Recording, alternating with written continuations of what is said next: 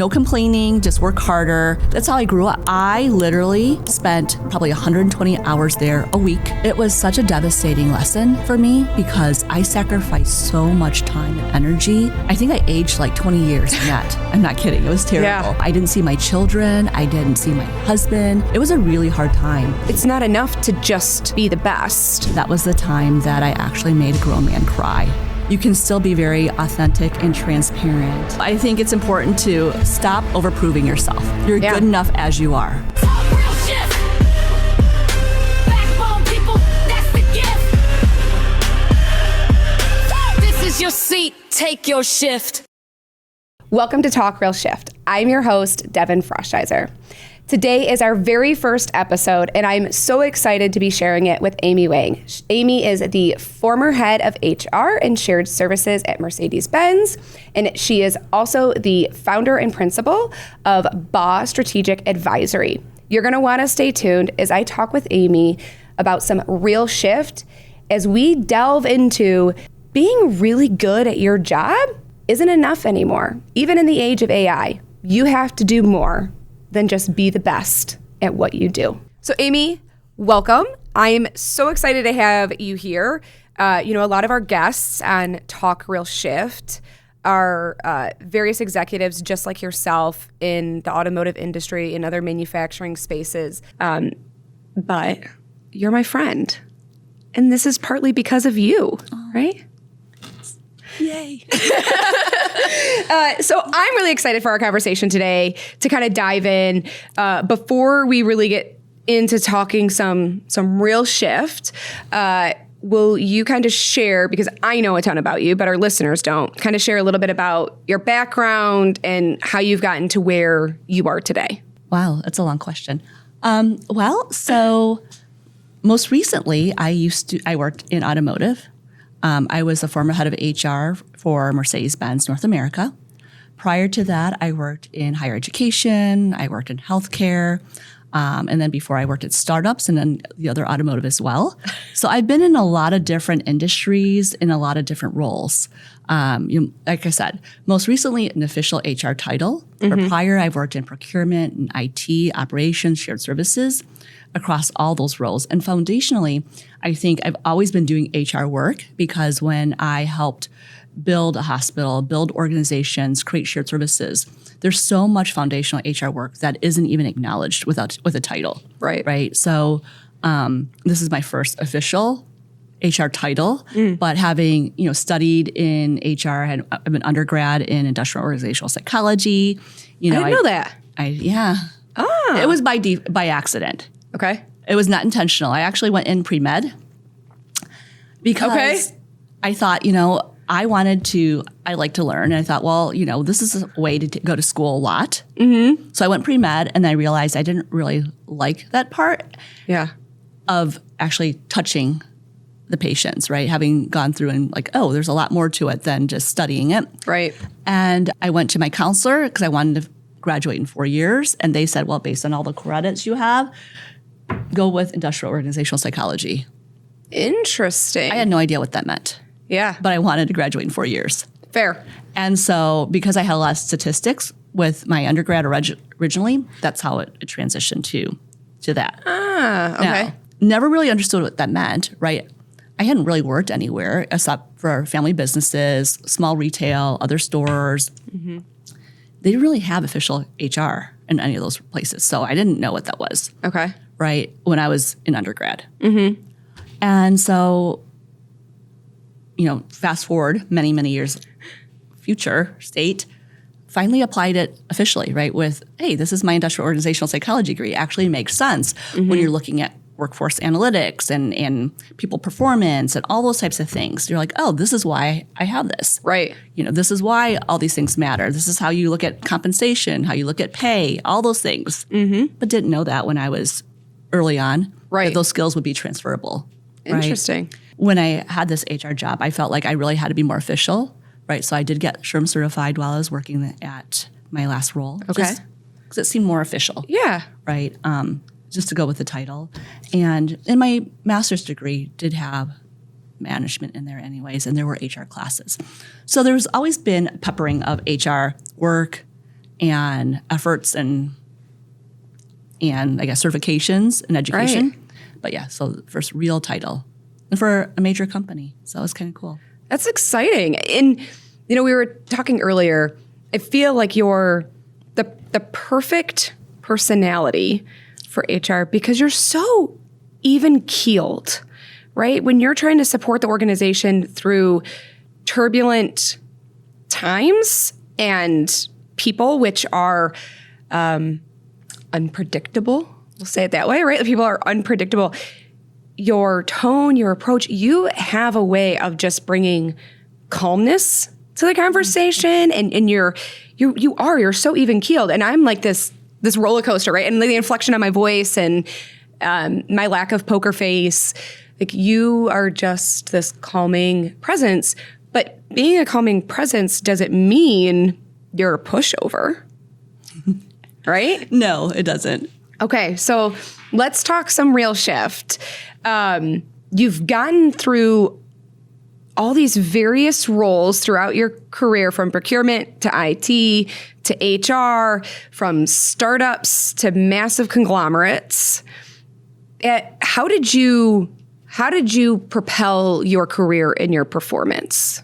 What made the difference for you? Oh, I think a number of things. I mean, one of the things I always tell people early in their career is no matter what you want to do, go work in customer service. So I worked in the restaurant business many, many years growing up because my family was in the restaurant business. We had stores, we had little bakeries. And so I learned early on that you have to just be calm and really try to, just take things down a notch when things get emotional or heavy or difficult. Mm-hmm. And you see that in restaurants, right? It's often chaotic. There's so much going on. And I learned a lot from both my parents at restaurants, and then I worked in this Japanese restaurant in undergrad. And that particular restaurant, I learned how to apply lean in the restaurant business. Okay. And we learned so much discipline in this restaurant. You'd be surprised. Over the years I worked there, I learned to really have cut steps in terms of how you deliver food, how to maximize the time from point A to point B.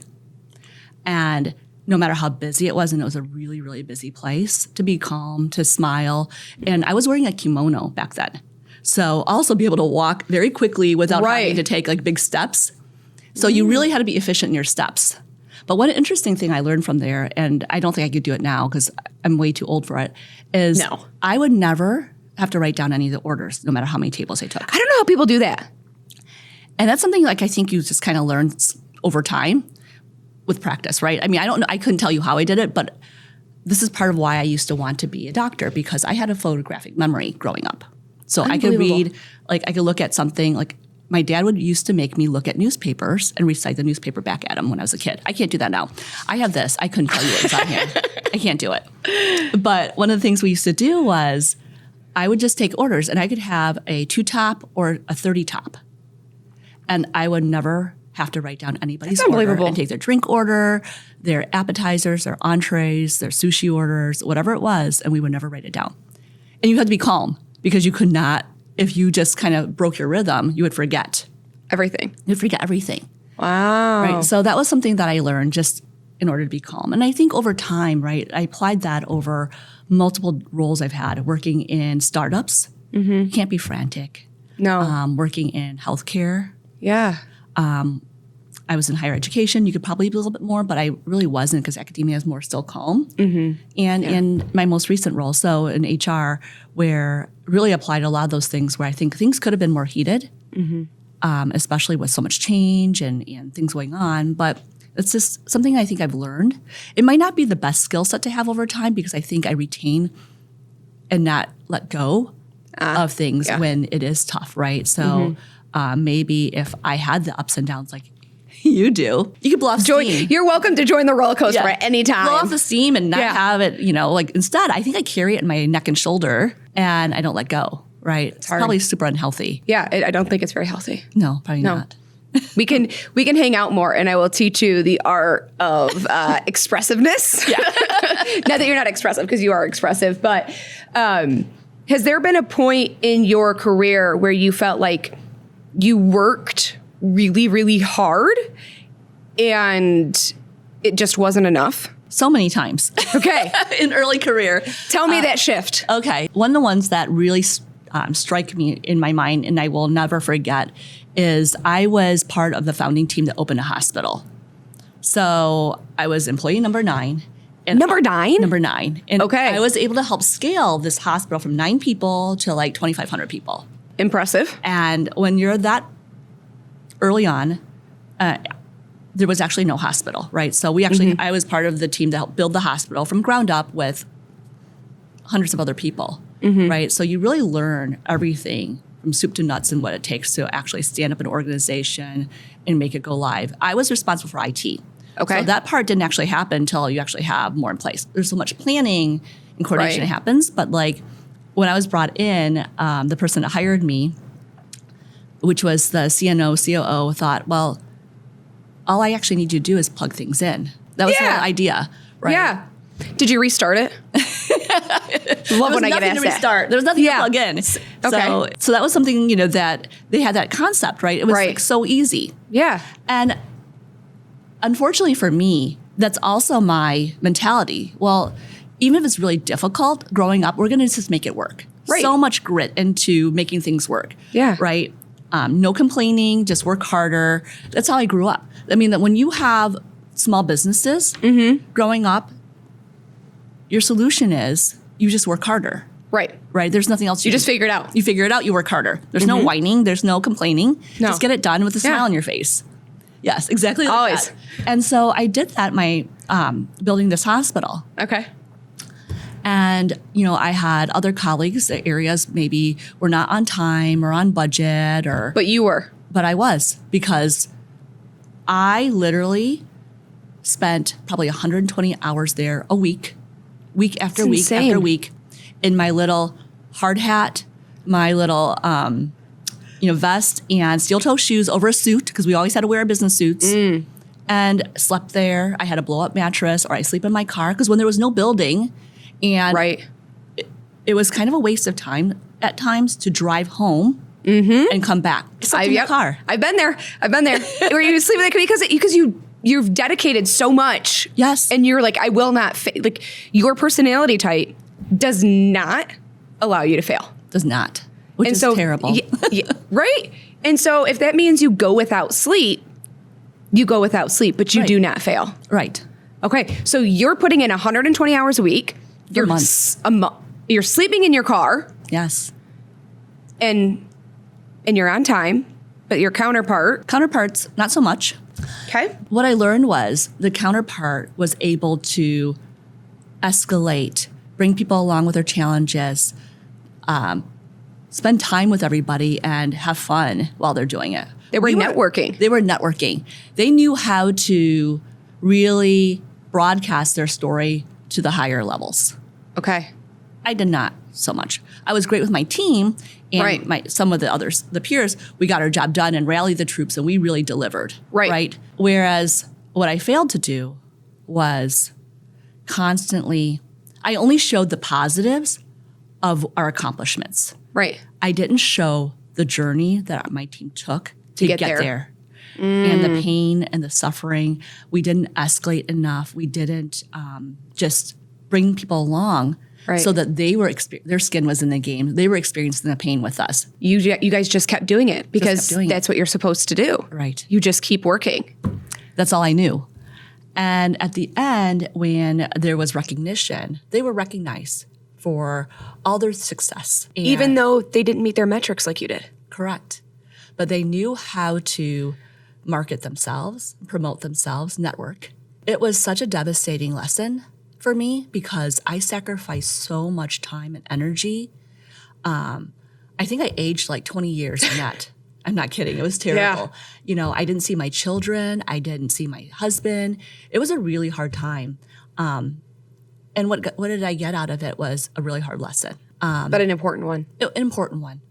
And from there I've learned, right, that success is important, but so is the journey, and so is bringing everybody along and making sure that all your stakeholders don't just hear about you hitting the milestones and show that you've done all these things, because they take it for granted.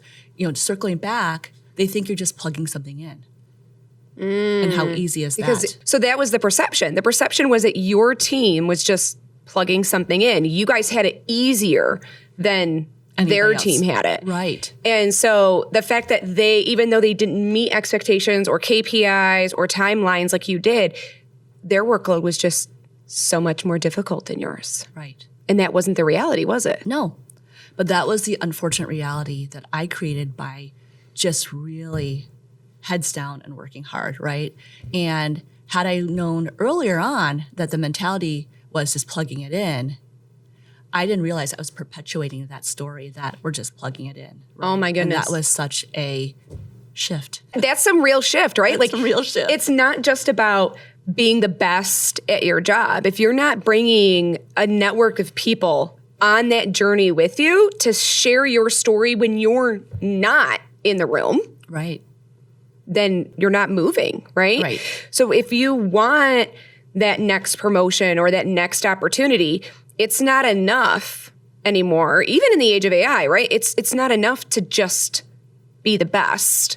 You have to focus on networking and bringing people along with you. Yeah, and sharing your story, like how you got there, right? Yeah. Because otherwise you just plugged it in. And why would you get recognized for that? You wouldn't. I wouldn't. I mean, Yeah. I'd be like, Good job. Yeah, right. You get a pat on the back. You did what was expected Right. of you. You didn't just do what was expected of you. You went above and beyond. And there's a unique way where you have to share that information, right? Because you can't just share the information and say, woe is me, Right. or come across as a negative Nancy, right? You Right. have to bring it with solutions as well. Because as a manager, that used to be one of the things that would grind my gears. Cool. Thank you for telling me there's a problem. Right. What have you done to critically think through a handful of solutions, and then let's problem solve together? But I want to know that you've shared a little bit. Right. But you didn't share the story at all. I shared our successes, right? Yeah. And I didn't bring the problems forward, because that was the other thing, right? I had learned early on, why would I be the one bringing problems forward? I'll bring the solutions, I'll bring the successes and the completion of tasks, right? And not get in the way, because I didn't want to be, another person in the way of everything else, right? Wow. And I just felt like this is what we had to get done, because that's how I was raised, unfortunately, in a way too, right? Because when you grow up in startups, you just keep going. You're going to make it work. I've learned that because now I'm in my first startup, right? I've gone from three massive conglomerates to a startup, and you don't get to just have one job. Right. Right? Like everybody has multiple jobs that you're working together, and it's insane hours, it's insane dedication, but you believe in it. Yeah. So you do it. Right. But even myself recently, I've been like, oh goodness, I had to take people on the journey and open up to what I'm seeing. Otherwise, somebody's going to paint the narrative for me. Right. About me. Right. And about what I'm doing. And I think that's so important to show that, right? It shows you as more of an authentic leader. Yeah. Be more transparent. And those are the things that, I grew up with my parents always thinking, you have to show everything's polished and everything's perfect.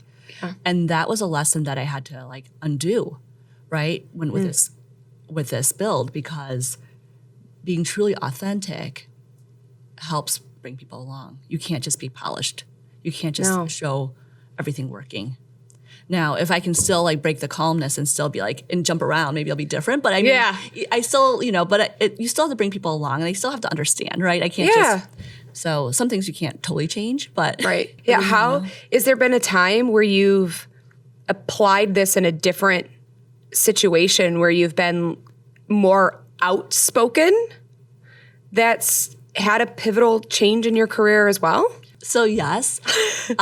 So this is even actually earlier in my career, which surprisingly the lesson didn't apply exactly the same, but earlier in a career, I worked for a startup, and my responsibility with my colleague, the two of us were supposed to put together this major playbook for a email implementation that we're doing.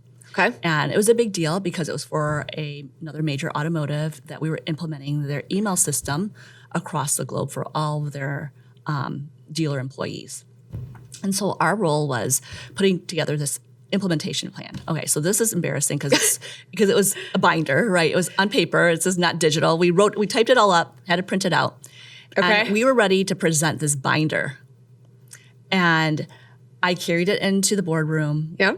And with my colleague, the two of us, and our project team leader yanked it out of my hand and presented it as his own when he had not a single contribution on any single thing on that entire plan. Okay. I know how I don't respond well to that. Like, you don't snatch from me. But how did you respond? I didn't yell at him or anything like that. Because you can't?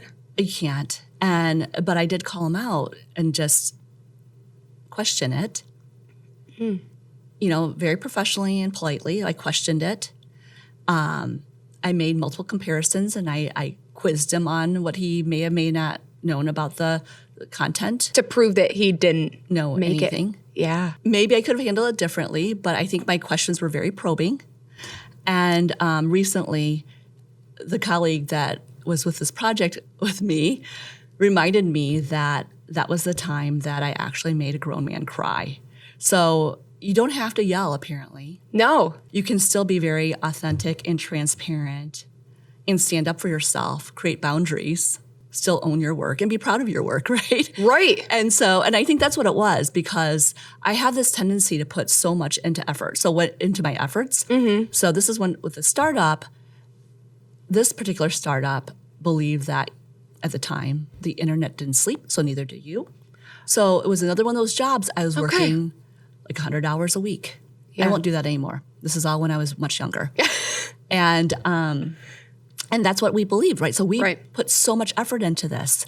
And for it to literally be snatched out of my hands, I was livid.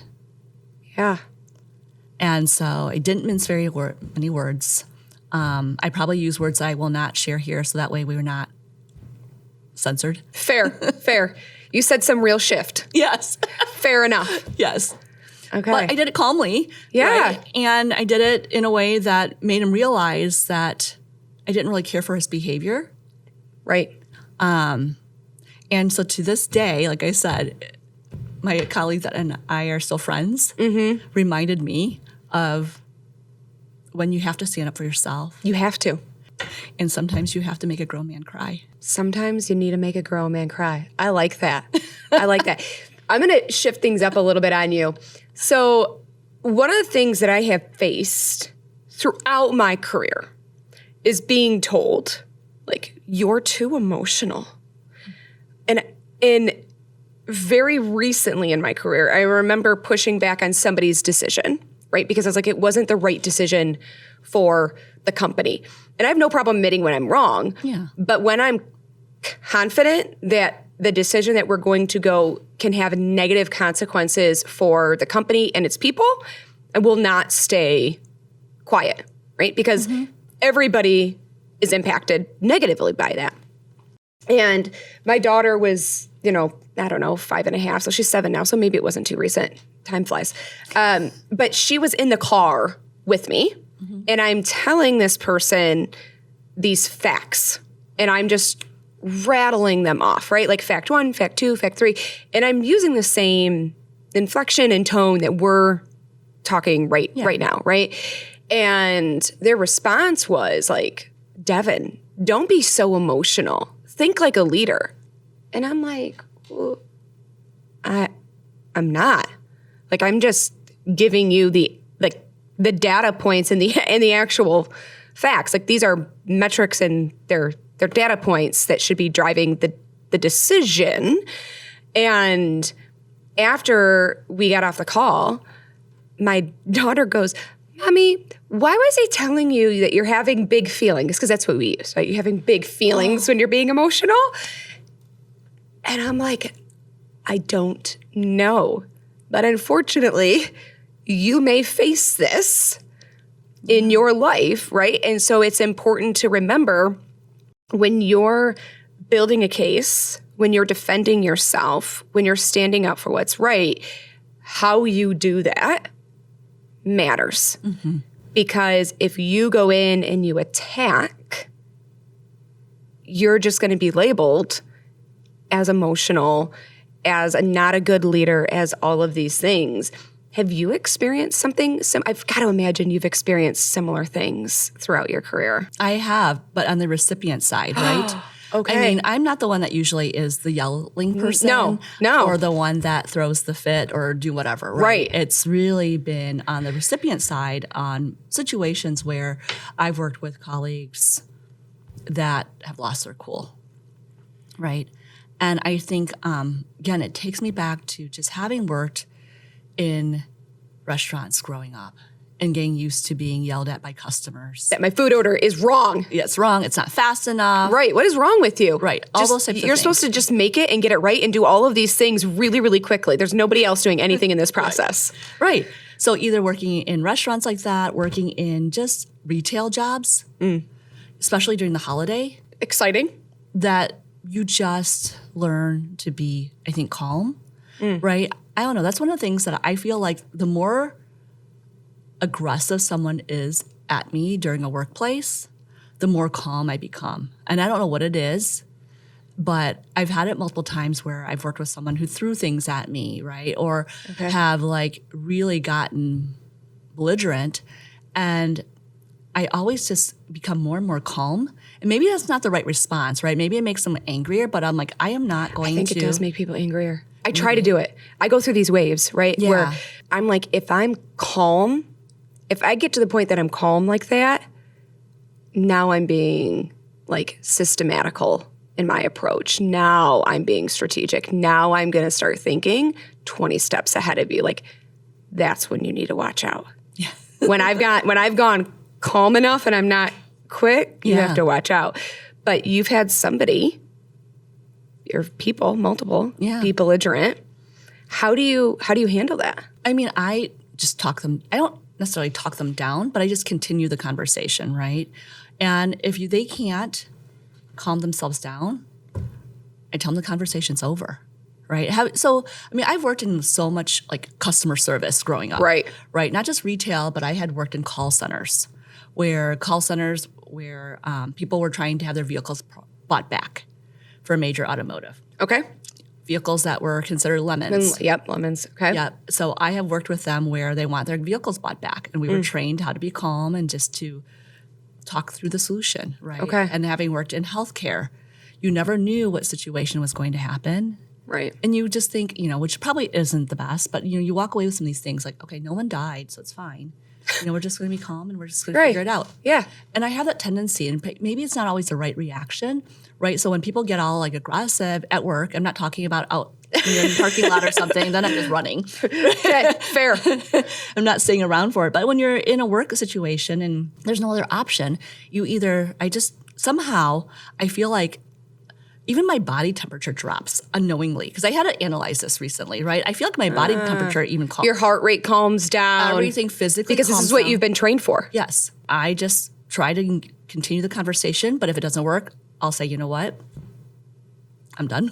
We could talk about this when you're calm, right? Because we're not going to take this in a professional setting.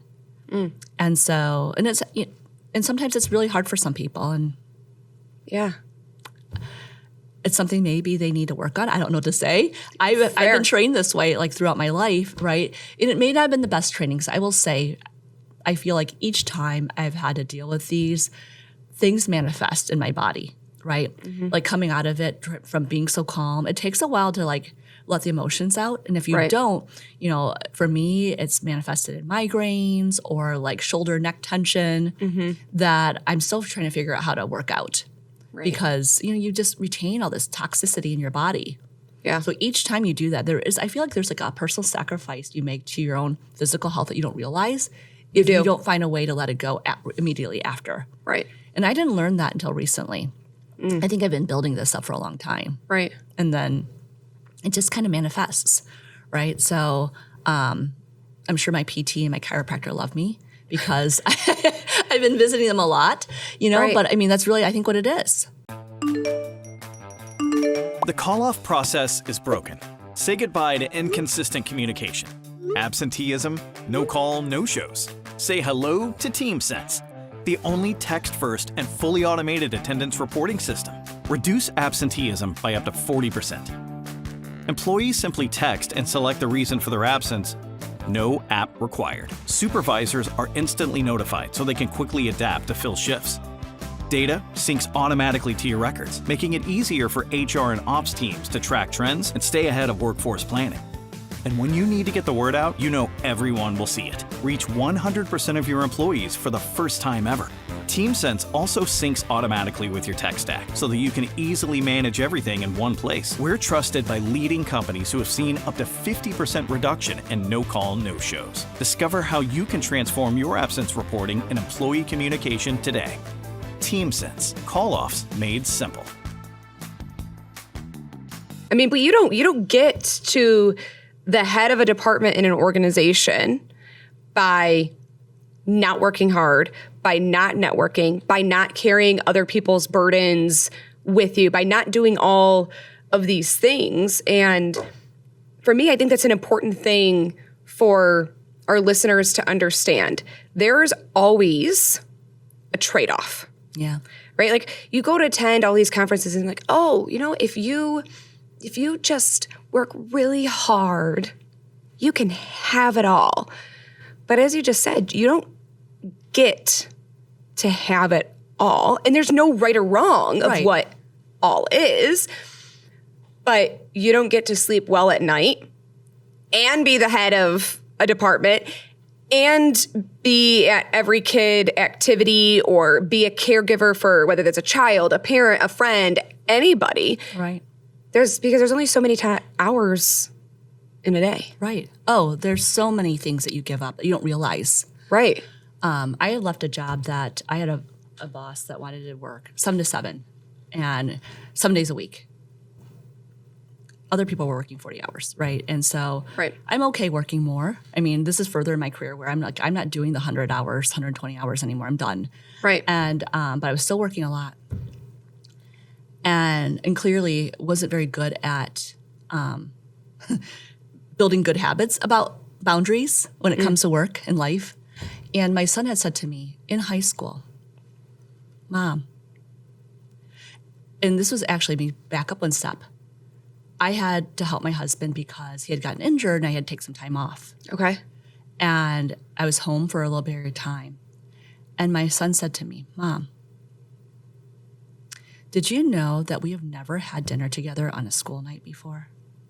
In high school. It's a powerful and hard thing to hear as a mom. Yeah. So you do sacrifice so much in leadership, in, especially executive leadership. And I've had, high-level roles for so many years of my career now. And I was thinking at the time, I was making sacrifices to make sure that they would have better education, better home, better life. Better, all the things that you didn't have. All the right? things I didn't have. Because that's what our generation does, Right. right? We're gonna give them more than we ever had. Right. And all the things we didn't have, right? Yeah. Because growing up in startups, it was like this. There were highs and lows growing up. And I wanted to have consistency for my children. I wanted them to have everything they always wanted, right? What I didn't realize was that what they really wanted was just you? attention and just me. And it was so difficult because by that time, high school, think about how many years that Right. had gone. Right. And even like recently, my son joked with me because I have a dog that is my little shadow, and he just follows me around everywhere. And sometimes I don't remember to pet him because he's just there. He's just there. And my son came up to me, this is like a couple days ago, and he's like, Mom, you forgot to pet him. I'm like, oh, and so I'm petting my poor dog because he's just sitting there, and he literally just is right there all the time. And he's like, I guess there's 2 of us that's been neglected. And I was like, oh my gosh, I can't handle you right now. Yes. And he's not in high school anymore, right? He's much older. And he's like, see? But it's real. But it's real. That's real shift. Yes. So you can have a lot as a woman in leadership, in all these different roles. Yeah. You can have a lot. But I don't know how you can have everything. And I would love to learn from whoever does and have succeeded in having everything. Yeah. Because it wasn't me. And I wish I could say that it was me. That's some real shift, Amy. I'd like to know that too. Like I want access to the fountain of youth. Yes, please. A time machine. Ooh, yes. The ability to what do they call it when you create multiples of you? Cloning? Yes, I want to be able to clone myself, but have like an emotional like epicenter where I can like Control all of them? yes at the same time and like be emotionally present because I don't know how people do it. And then when we talk about the manufacturing space, because you know this from hiring and leading those initiatives, we have a lack of women. Oh, yeah. In those leadership roles. And while it doesn't hold consistently true for everybody, right? There's outliers. We do know stereotypes exist for a reason. And we know that women typically carry the burden of family, raising and doing those things. And so we don't often hear, like, you don't ask or you hear a man being asked if they're going to have, like, are you going to have children? Like, people don't typically ask a guy that, right? I can count numerous times throughout my career the number of times where people ask me, like, are you going to have more children? Do you have any children? When are you going to have children? Right. Like, I don't know. And that also, that's none of your business. It's a very invasive thing to ask. And like, you give up something that's huge. Right. When you do that. And we just don't typically put that burden on men like we do on women, and then wonder why we don't have women that want to work 120 hours. Right. I don't recommend it. And give up everything. I mean, it's the same reason why I ended up having to leave operations, right? Like, you know, I was a single mom at the time, and I couldn't do for my daughter like I wanted to. And it was her and I used to tell her, like, Felicity, it's you and I against the world, right? You can't do that. So I had to give it up. Right. I had to give it up. And it killed me because you work so hard your whole life, right? Right. In school, and the same thing, like graduate in 4 years, get out there, you're constantly working, and then you're like, now I'm done. And then what? Right. And then what? Right? Like, that's the big question. Then what else happens? Right. So it's very, I guess it's the realization that shift is real. And even if you are a man, you only have the same number of hours in your day. Right. Too. Right. Right? So you're missing the soccer games or the ballet recital or the whatever. It's just somebody's going to have to miss it if that's what you want to do. Right. And who's it going to be? Or you're okay not having those. But when you talk to young talent, do you find that they're like, I want to be a leader? Not so much these days. It's shifting, isn't it? Absolutely. It really is, because I think they're smarter. You know, they're better at saying, you know, I want to spend time with my family. These are my priorities. I think they're smarter. Yeah. Right. And maybe it's just, or something has definitely shifted. Yeah. I think they're realizing it's not worth the sacrifice. Yeah. So it's really difficult to find leaders, right? And maybe you can do it before you have kids and a family. Mm-hmm. I mean, I know, like, when I was working my hundreds of hours, it was the early stages of my career and even into some of the midpoints. But then at that point, I just became this person that just always worked, right? Right. And I think that's what also kind of ruined some of my, I think, years of balance because there wasn't any, right? I was always working. And I will say growing up in the restaurant business did not help me. It did not because my parents worked 10 to 10, 7 days a week, 365. So there was never time off. Right. I didn't grow up with time off. So I didn't really know better, right? But people today know better. Yeah. My kids know better. And I hope that, people are better at finding that balance because that's what really life is about, right? It's enjoying all the other aspects. It's not just to work. No. And unfortunately, I learned the hard way.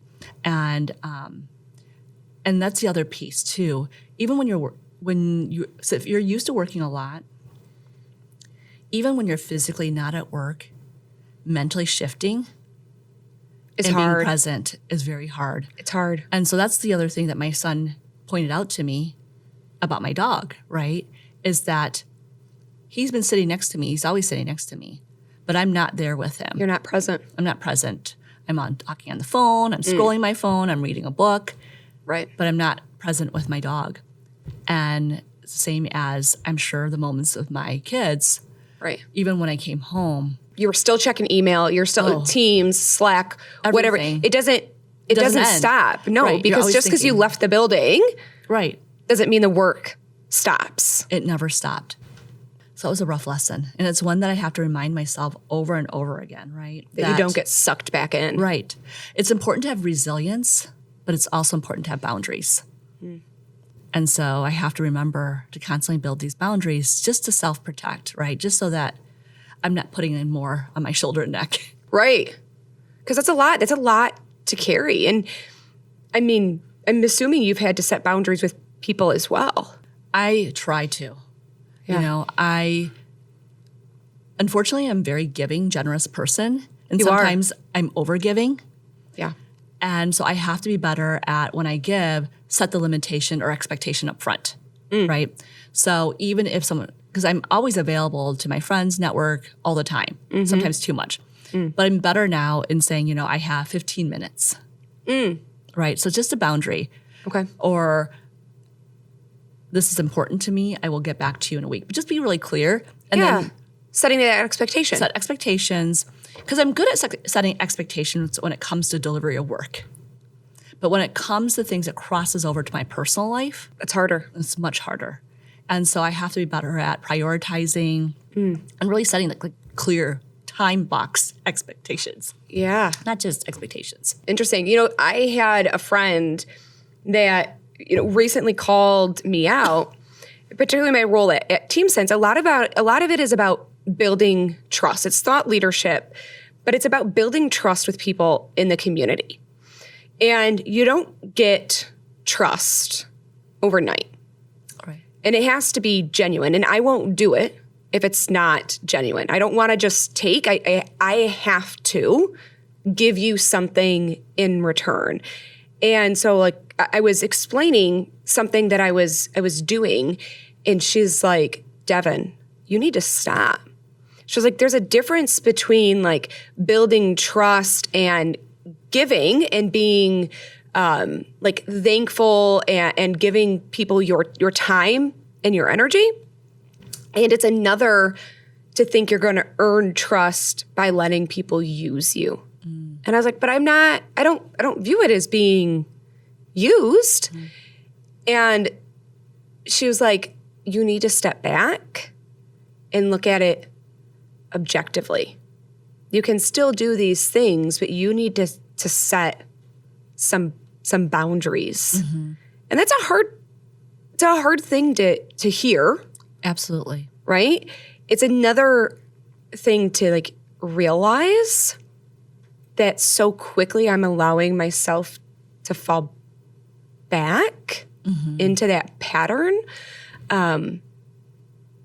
So it's hard. You have to set boundaries in your personal life and at your professional. work. Yeah, absolutely. Right? Especially since we're both very generous in nature and you just want to give and give. Yes. But that's how, But again, then you get used. You get used. And I think that goes back to your point of how we were raised, right? My parents never said no to helping somebody. Right. And you grew up volunteering at soup kitchens, volunteering in the church, volunteering in the community. Like, it was drilled Yes. into your head. I mean, shoot, when we were very young, we were financially challenged, I will say. We were financially challenged when it was just my mom, my brother, and I. And my mom used to make us volunteer at a soup kitchen before you'd get your few Christmas presents, because she couldn't afford Christmas presents like the majority of kids that we knew had Christmas. You might get like a coloring book and a stuffed animal, something really small. But it was important that she taught us, like, you have more than most. Be grateful for what you have. And then you have more than you need. You don't need those things. Like, you need to give back. And so, like, it's just been ingrained in my mind, like, give back, give back, give back, give back. Like, and the greatest way that I've found, like, I can give back is with my energy, right? Like, I might not have a surplus of finances to be able to dump into organizations or associations or things to help the community, but I can give my time to the community. Right. But that also needs a boundary. Yes, I would agree. Yes. And I've done that even beyond like community. Like, I have helped so many individuals with their careers, job placement, promotions, through my network, through all those. Yeah. And given and given and given. And sometimes you have to step back and realize, wait, did I overdo it for some of these people? Right? Yeah. Did I over help? Where I should be spending my time on maybe some other things. Right. Right. So I get overly invested. But I mean, it's a good balance. I mean, I think sometimes there's not enough generous people out there in the world too. Right. That's really missing. But I understand what you're saying. Like, I used to have my kids, we used to deliver Meals on Wheels on Thanksgiving Day. Okay. So we would do that before we would be able to have our own Thanksgiving meal. So that was one of the things that I would have with my kids do. We would always do some type of volunteer work. Right. For holidays, if we can find something, whether it's Meals on Wheels or something else. And so that was kind of fun because then you feel like you can show there's more to it. Yes. And it's also internally satisfying. It is. Like, that fills my bucket. Yes. Right? Like, if I can, but you also have to have your bucket filled in other ways. You can't just give and then feel like, okay, I put 2 pebbles in my bucket, but I took 5 out to do it. Right. Right. And I use this bucket because that's what the kids use these days for preschool and kindergarten. So I'm still stuck on the bucket for my daughter. But, speaking of fulfilling people and helping guide them, I mean, you're the reason, a fundamental reason why Talk Real Shift exists. Oh, thank you. Right? Because I called you up because you were somebody that was a prospective customer of Team Sense, right? And I was given your contact information, and I called you up, and I remember the conversation that we had where you were like, I don't know if I'm going to be in a position of purchasing your product. Do you still want to meet? And I was like, well, yeah. I mean, you seem like a pretty amazing person, right? Like, I just wanted to get to know. Yeah, just a chat. Right. We sat down. We had lunch. The restaurant guy kept calling me Mama. Mama. Thank you, Mama. Yeah, it's so weird. Or you're welcome, Mama. I'm like, that was great. I'll never forget. Yes. That is something we will bond over for a long time. Forever, yes. But, you were like, hey, I know this person that helps facilitate podcasts. And I was like, oh, well, my CEO thought this is a great way to, spread thought leadership and different ideas. And then here we are. Here we are. And the moment I met you, I was like, wow, you're someone I would love to cheer for. Thank you. And want to see successful. I mean, because I love seeing women in leadership, women achieving and being successful. So if I can help, well, thank you. I would absolutely do it, and which I'm so excited that we're here. I mean, this is a huge, like, from our lunch conversation all the way to this. I mean, how cool is that? I know. Now we're talking some real shift. We're talking about how it doesn't matter how much that you put your head down and work. Right. You have to defend yourself. You have to stand up for yourself, and you have to do it the right way. Yep. You might have to make a grown man cry every once in a while. And you have to bring people on the journey. Yes, absolutely. Because if I didn't bring you on my journey, with me. If I wasn't like, cool, I might not be able to get my initial goal of why I reached out to you.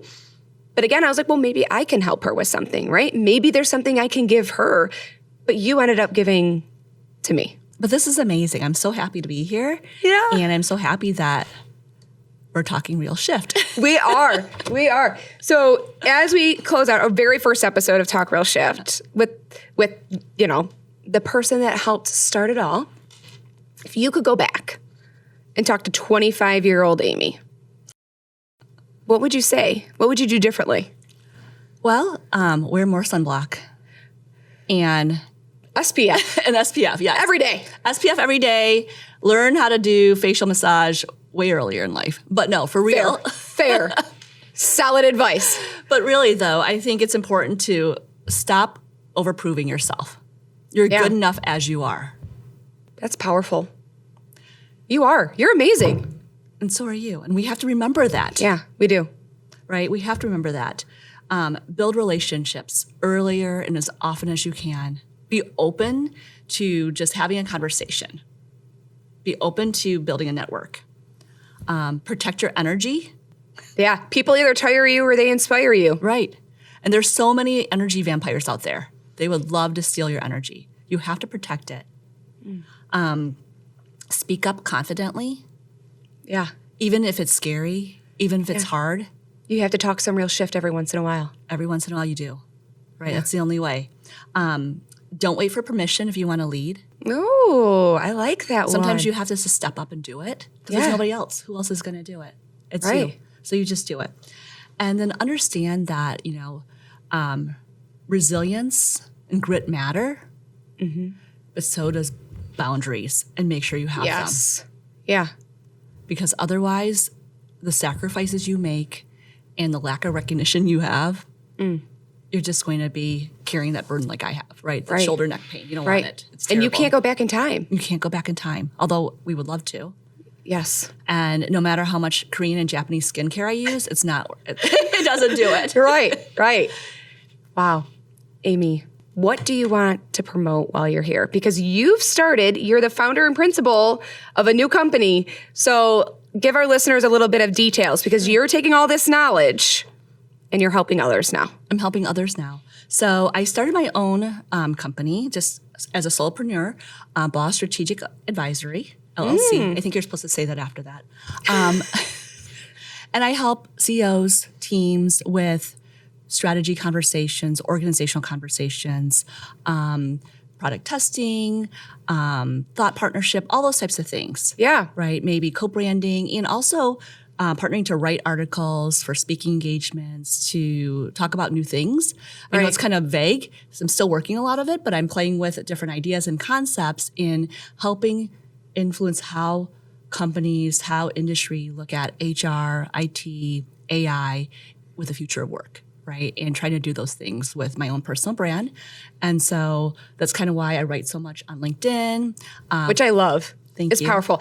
In my mind, I think all the time, I need to be a little bit more like Amy on LinkedIn and post more and have more thought leadership. You're phenomenal at it. And I read it all the time. And I'm just like, goodness, this is thought-provoking, right? And especially at the bottom, like you'll typically put a question like that provokes people to want to respond or at least reflect on what you shared. Yeah. I'm like, this is like gold nuggets. Thank you. Yeah. Thank you. So I'm writing for that, and I'm writing for Shared Services Outsourcing Network, so SSON, SSOW. So I blog monthly for that. Okay. So I encourage everyone to look into shared services and the conference that's coming up in next few months. They have one every few months, but definitely should check that out. And also my little hashtag I've been writing. I know hashtags are probably not the thing anymore, but I've been using it now for a long period of time. Okay. So hashtag HR Real Talk is what I write. Yeah, because we talk real shift and you talk HR Real Talk. Right. Love it. Love it. See, this was just meant to be because I didn't even know your hashtag until now. Really? Yes. Oh, that's hilarious. Maybe I've seen it, but I don't think it registered when I came up with the name Talk Real Shift.